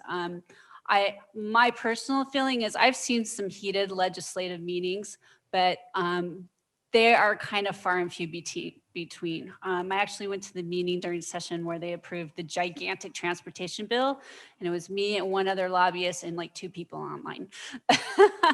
And, you know, other than some of like the really heartfelt Health and Human Services meeting at the legislature, they are not experiencing kind of some of the city council meetings that you're experiencing. So invite them to city council meetings, invite them to ride-alongs, invite them to the meetings where you plan these gigantic festivals that you plan, because most of our legislators have not served in local government, and they don't really understand how this works and why it's complicated and why one size doesn't fit all. So we're putting together this template to try and give all of you ideas to easily facilitate these conversations and engage with your legislators, and trying to make sure the template works for all different types of cities as well. One of the things, I recently spoke to a group of legislators, not necessarily my own, but they quickly reminded me that I was a political subdivision. In our storytelling, can we please address that? And so that we're not the second-class citizens of the state, but we are a partner with the state. And that it's important that we are able to have that dialogue, not just shut down on the very first question or the very first discussion. And I think this storytelling template is a great idea. I would like to see if maybe we can do it both ways, to the legislature, but also to our residents, because I think what you both said recently is our residents don't always understand. And although we're trying to explain to them, they're like, stand up for us, you know, make sure that they aren't just stepping on us for whatever, you know. We had several bills, as we know, House Bill 98, you know, the housing bill, all the housing bills were kind of a hot topic this year. And it would be nice if we had maybe had something that we could do both ways in this campaign. And I appreciate that feedback. And my only comment on that is they're kind of 2 different audiences, but you're absolutely right. You need to be able to communicate with both. And we've actually partnered with WFRC to look at some ways to communicate with residents, but absolutely. And I'd be happy to give you my 10-minute soapbox on the political subdivision argument, being the person who frequently drafted bills, you know, about the political subdivisions, but it is definitely something you hear more and more at the legislature. Can we add city-wise management to the informational campaign? So with affordable housing, one of the reasons why obviously we want to make sure that it's taken care of in our state is because our economy is growing. And so we don't want to have that disparity that happens when your economy gets too large, then your economy starts to fail because the talent moves out and you don't have it. And this is one of the reasons why they're so worried about the crisis. I mean, there's homelessness, there's those types of things, but often the market corrects because people move away to different areas. And so that's typically how people lose out, and then there's really expensive housing. But one of the things I think is missing and lacking, not just TODs or the efficacy of how transportation relates to being able to move people through cities to houses and to work, to be able to lower that disparity in the median multiplier that they're talking about. I think what's really necessary for people to understand is when you build housing, what happens after the housing is put in? And I think that's where city-wise management, understanding what that means and how quality of life, working where you recreate and where you live and what that means as far as the economy goes, I think is critical for them to understand how living in a city transfers to the overall state economy as well. Yeah, that's an excellent point. And I think it is part of the bigger picture we need to help paint for them. So thank you. Those are great comments. I appreciate it all. And then we went way over on this one, which was, I think, worth doing. So would like to wrap this topic up, and then Cam, do you want to explain how that's going to work? Yep. So the comments here are the perfect segue to the subgroup, the kind of housing strategy. We've been doing it as kind of a committee as a whole, but to facilitate as much commentary as possible, we're going to take the next 15 or so minutes, including the two who are online. They'll be chatting with the league staffer, and then the people in the room will be broken up into 3 groups. I'm going to take 2 minutes, and Mayor Caldwell, I'm going to time myself to make sure it is only 2 minutes to frame the conversation here.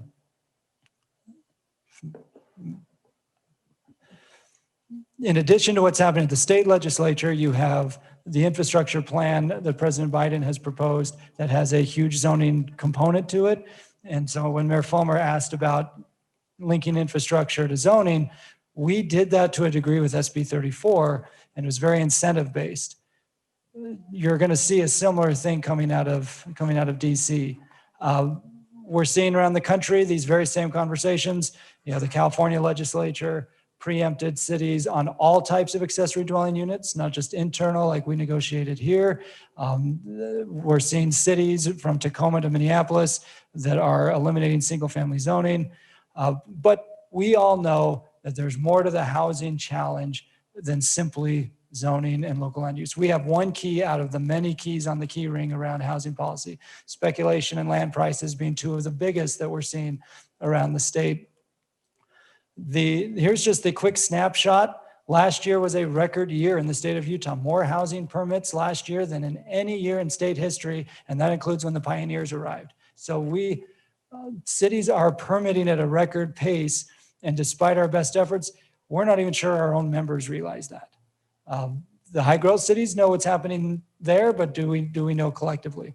So here's our draft plan, and we want your feedback in the subgroups on the draft plan. We've already outlined all the different policy issues. There are plenty of drivers of housing. Local land use is one, but COVID, the city has nothing to do with the fact that somebody is not selling their house due to a pandemic.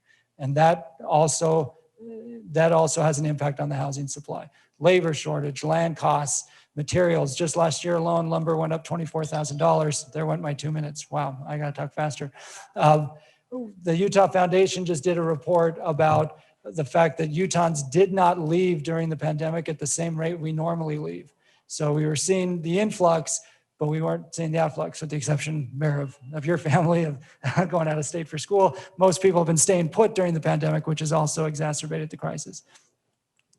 So here are the next 2 slides are the critical ones. You can see in section 3, the research that we're proposing to do. For example, the benefits and costs of local regulation. We are constantly criticized nationally about this National Association of Home Builders number, that 20% of a new home is local government fees. Even if that number is right, there's never the discussion about the benefit the homeowner gets from local government. And so filling that gap, you can see the other points on costs of infrastructure and the consequences from the 2021 bills. We're working through partnerships with Envision Utah to do research on NIMBYism, the Utah Foundation on infill development and missing middle, and we've partnered with them in the past on impact fees and beehive on density, building a better beehive. We've partnered with Utah State University, and we're partnering with Wasatch Front Regional Council. The City's Work campaign that you just heard, we plan to invite the Commission on Housing Affordability Subchairs to come to a board meeting in May or June so that you can chat with them. And here's what we want you to answer in the next 15 minutes with the three groups in the room, and then I guess Mayor Harvey just. Okay, so Mayor Wilson Edwards, we'll just add you to a group and have you on speaker since Mayor Harvey stepped off. Are there additional ideas that we need to proactively pursue on housing, or do we generally have the universe right that we just showed on the screen? Kind of where are the issues we're willing to negotiate and not negotiate? And then are we trying to answer the right questions? Again, we had planned 40 minutes for this, but we just have about 15, but hopefully that at least gets the ball rolling. And then over the next couple of days, as more ideas come, you can come back to staff. So Mayor Caldwell, here are the groups. So this will be Team Caldwell. Will be right here with Mayor Fulmer, Mayor Niehaus, Mayor Randall, and Councilmember Malkovich. Team Silvestrini will be, I guess let's do Mayor Silvestrini over there. That'll be Mayor Silvestrini, Councilmember Lowry, Dustin White, so that Councilmember White, Colleen, and Councilmember Smith. And then Team Ramsey will be Mayor Ramsey, Councilmember Allen, Councilmember McKay, the other Councilmember White, Marsha White, and Mayor Bierman. We'll have league staffers. We'll be taking notes based on these three questions. And then, yeah. So let's see what we can knock out here in the next 15 minutes or so. So what? And then Mayor Wilson Edwards, Mayor Wilson Edwards, Nick is calling you right now, and he'll have you on speaker in Mayor Silvestrini's group, which will be over there, Nick. Or Mayor Silvestrini was over there. So Mayor Caldwell will bring everybody back in about 15-ish minutes, and league staff will be taking notes on the whiteboards.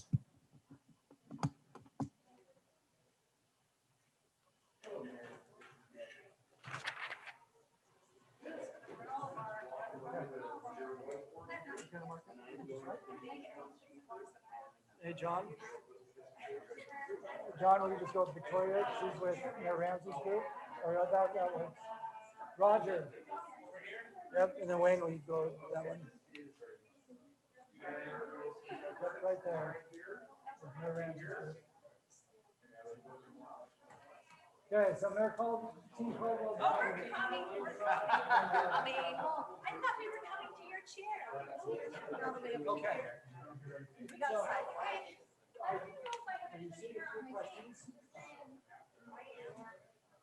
Yeah, Mayor Ramsey, yes, the questions are there. Or is it really more about what gaps we need? Are they going to add in some more? Are there things that we need to go after? Or is it more about where are the lines in the section?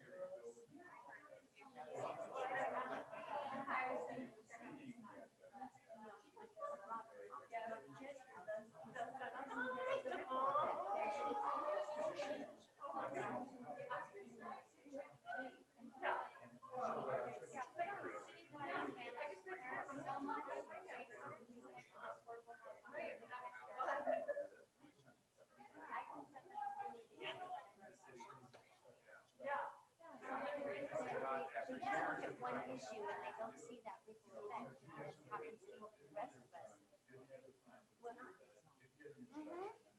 Well, and to your point, Mayor, I mean, we've had our ability to show the change. We've had people from the next city over come to call us about what their city is doing. What can you do here on the city? And I just thought, let that city do what they're doing with ours, but that's how bad it's doing. They're just saying reach out to anyone and everyone who will say, we don't want this. And that's part of that campaign was, do they recognize that 80% of the growth is internal? These are kids who want to continue to increase the bid. People are seeing it as outside providers, especially COVID, they thought Capricorn, so they're angry at the housing that's coming. You're getting a lot of help. Yes, but they're angry about all of this housing, and they're not linking it to their own family members who want to stay in the state or to the economic development, that they're very happy about economic development, but not realizing that that brings people or leaves their children in state.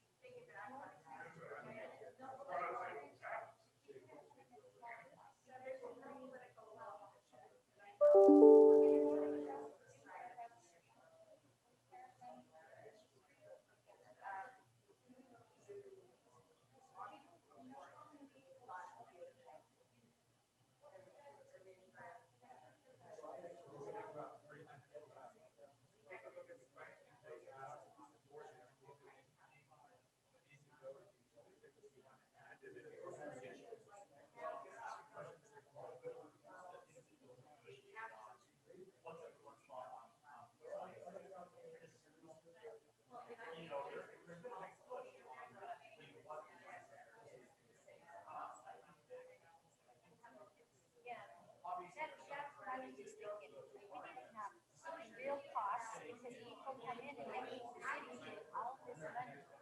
Yeah. It doesn't cover our costs.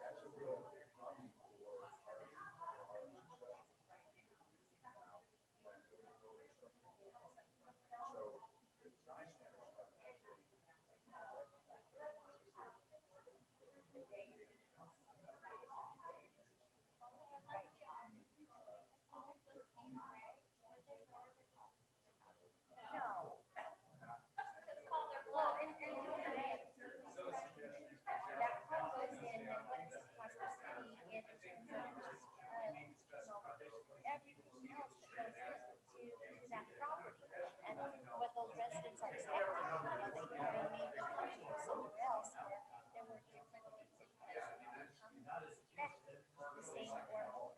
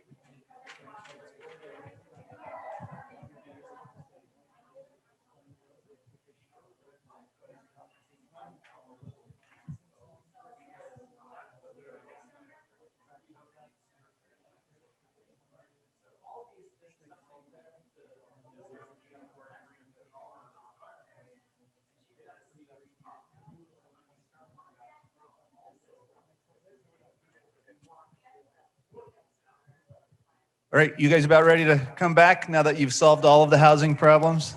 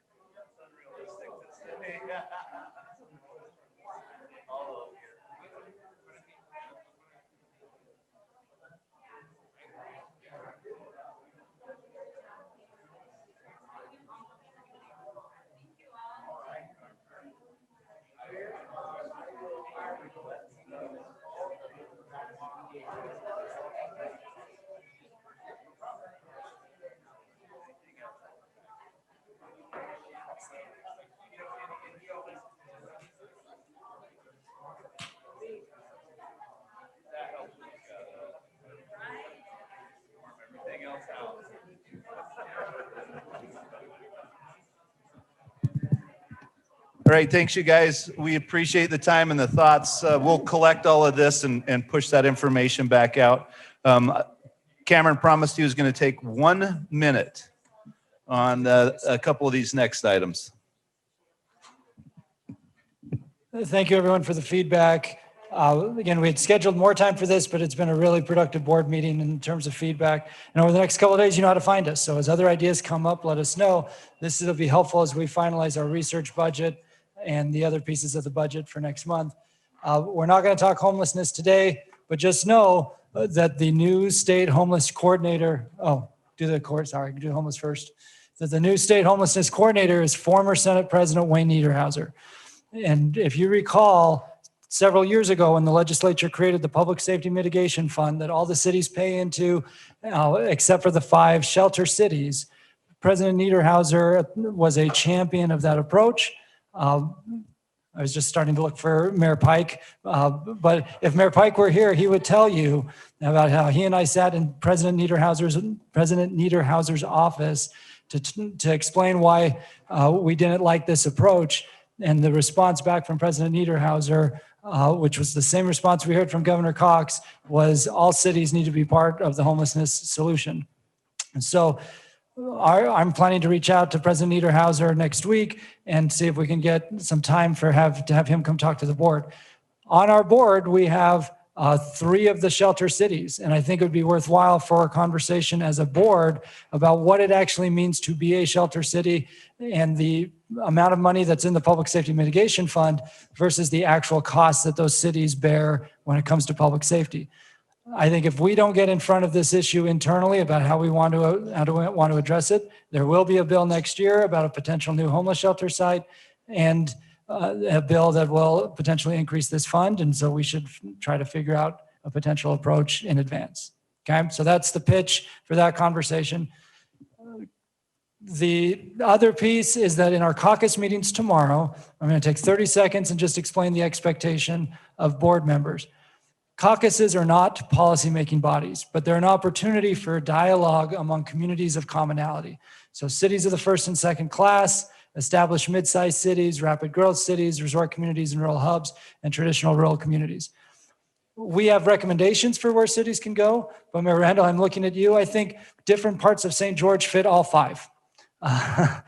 So our recommendation is that St. George goes to the cities the first, second class, but it's really up to each city how you want to divvy up and attend. What we ask of board members is in participation with league staff is to facilitate dialogue similar to what we were just doing here in the board meeting about the biggest policy and political challenge your cities are facing over the next 3 years. That sounds familiar. It's because it's the same question you all did in March, but now you'll get a chance to hear from your fellow cities, and board and members of the league will be able to interact with you as board members, have this conversation again, be able to feed it back to us as we're working on resources and advocacy. Again, not policymaking bodies. You're not looking to take votes. You're facilitating the conversation on those topics over the about 70 minutes we have scheduled for caucus meetings after the general session tomorrow afternoon. And we'll explain all of this in the general session tomorrow as well. But we expect board members to help facilitate that conversation.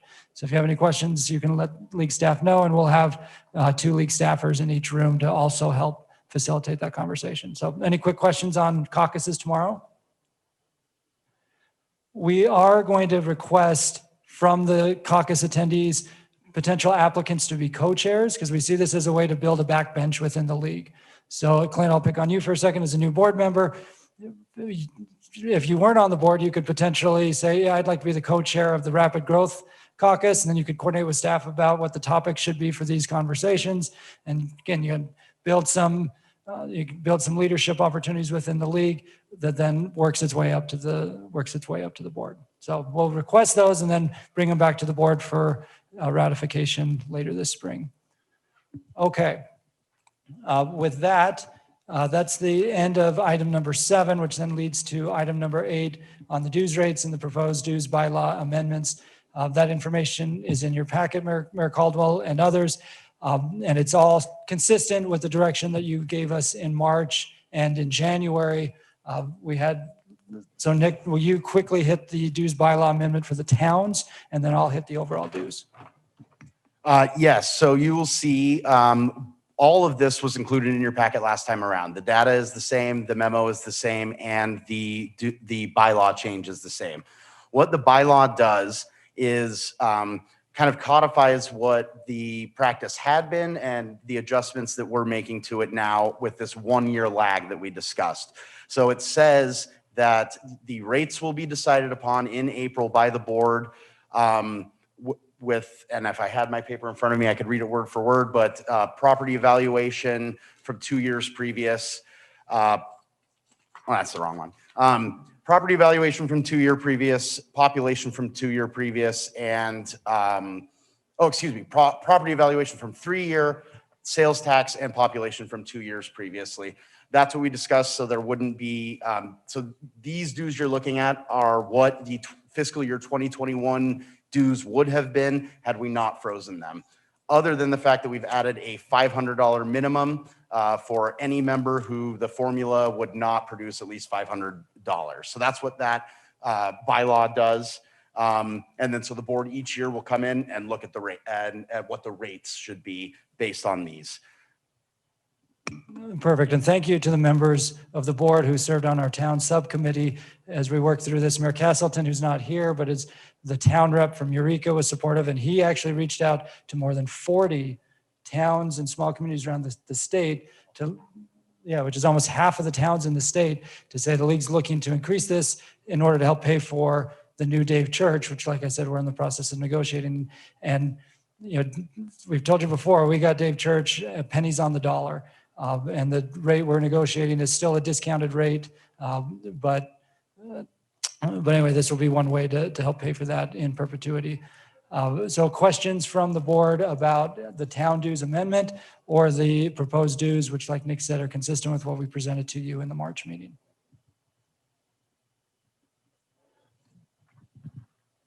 Any questions? Seeing a bunch of shaking heads. We do have an action item on that. Does anybody want to make a motion to approve the fiscal year 2022 membership dues and amounts? So moved. We have a first and a second. Thank you. All in favor, say aye. Aye. Any opposed? Okay, that passes. Thank you. And then the Yep, we have one more review and adoption of the proposed membership dues amendment. Is there a motion to approve that? First and the second, thank you. All in favor, say aye. Any opposed? Thank you. Up next, we have personal accounting policy updates. Nick. This is what we kind of surprised Cameron with at our last meeting, that the executive board had come to me to put together some options. This is for Cam to be able to, or any executive director to be able to have a guest travel with them and be reimbursed for that. We figured we had a couple options that we looked at, either augmenting Cam's contract, which deals with his compensation, or changing our policies, which deal with reimbursement. This is under reimbursement, so we put it in our policies, which means it would apply to any executive director, not specific to Cam. And it is just that he can have a guest when he travels for league business. I'll make the motion that we approve that. Thank you. First and a second, all in favor, say aye. Aye. Any opposed? And we all collectively thought that was a lot cheaper than marriage counseling after all the travel that he does. So thank you all for that. I'll save on their insurance. Up next, and lastly, I have, this is the time of year we typically do the executive director performance evaluation. So if any of you have input, I hope you'll reach out to me and let me know what your thoughts have been. It's been a crazy year for everybody, but we want to make sure we get him a good evaluation and give him feedback on where we're happy and where we think they might be able to improve a little bit. So I'd encourage you to reach out to me in the next few days and help us put that together with good data. If I may, one area I think Cameron maybe could improve that I'd like to say publicly is getting a little bit more sleep, because he doesn't. He works about around the clock, so. We just had that conversation 2 minutes ago. I'm just saying, I know it's true, so. Well, I'll put that on the list. Okay, thank you. What we have up in terms of action now is review the adoption of the proposed ULTC personnel and accounting policies. Motion to approve, Andy Bierman. Thank you. We have a first and a second. All in favor, say aye. Aye. Any opposed? Okay, well, thank you for that. Thank you. It went a little bit longer than we typically like to see them. But I'll take us to our next motion, which is the best part of any meeting. Yeah, all right. And we'll just go ahead and adjourn. Thank you all very much for being here today and for making the trip. Cliffside, 6 o'clock for the board dinner if you're interested.